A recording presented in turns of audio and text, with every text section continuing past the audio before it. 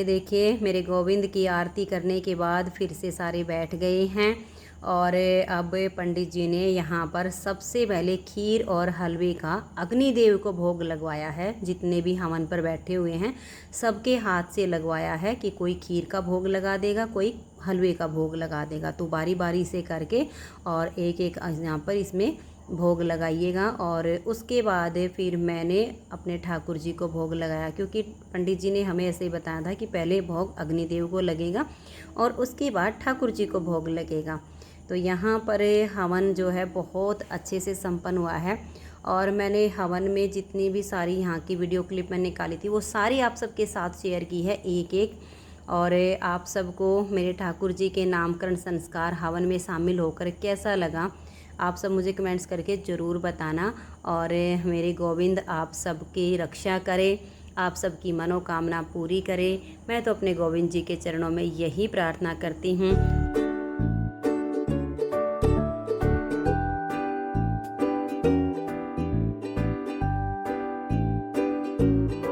ये यहाँ पर सब बारी बारी से अग्निदेव को खीर और हलवे का भोग लगा रहे हैं और लास्ट में मैं ठाकुर जी को भोग लगाऊंगी।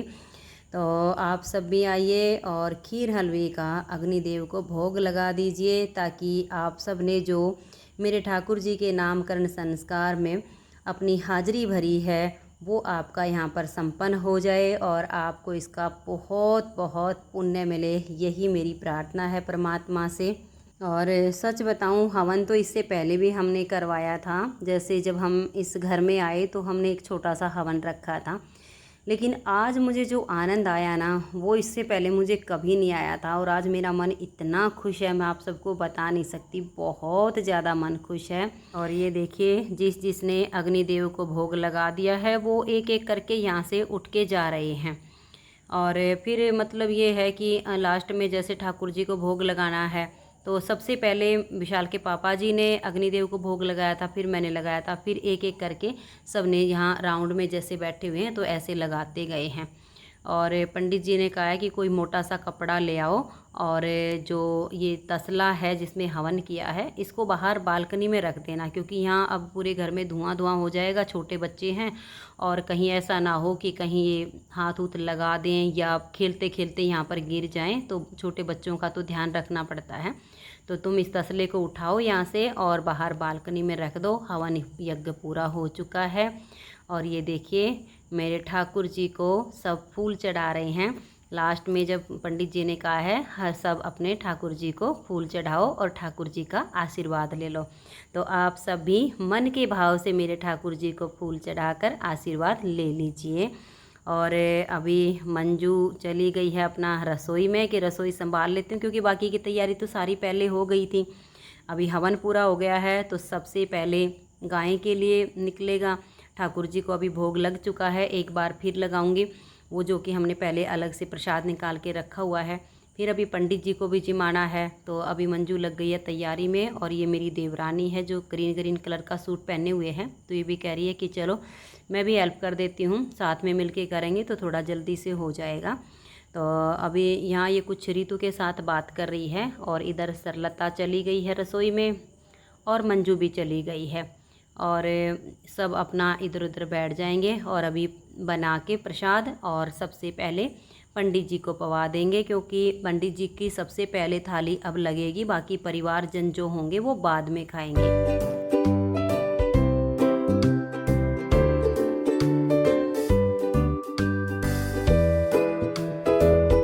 से हवन संपन्न होने के बाद ये देखिएगा यहाँ पर ये मेरी देवरानी है और हमारी बहू रानी सरलता है, ये दोनों मिलके पूरियाँ बना रही है और जो हमारी बहू मंजू है वो सबको खाना परोस रही है।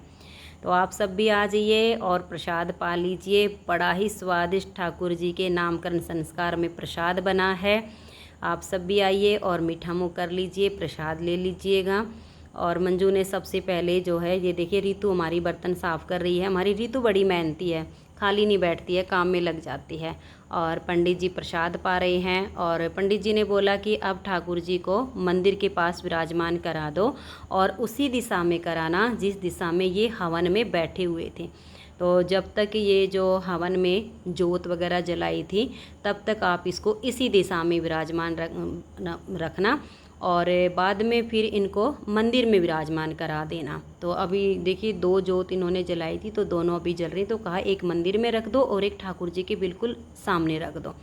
और ये यहाँ पर मेरी ननंद है और मेरी चाची सास है, सासू माँ के रूम में बैठे हुए हैं, अपना बातें कर रहे हैं, मेरी जेठानी है। तो फ्रेंड्स आज की वीडियो आप सबको कैसी लगी आप सब मुझे कमेंट्स करके ज़रूर बताना। और ये मेरी छोटी ननंद है निर्मला, वैसे हमारे से तो बड़ी है लेकिन अपनी दोनों बहनों में ये छोटी है। सासू माँ भी बैठी है आराम से। और आज की इस वीडियो का यहीं पर एंड करती हूँ। मिलते हैं नेक्स्ट वीडियो में, तब तक के लिए आप सभी को मेरा प्यार भरा नमस्कार। राधा स्वामी, राधे राधे, जय श्री राधे, बाय बाय।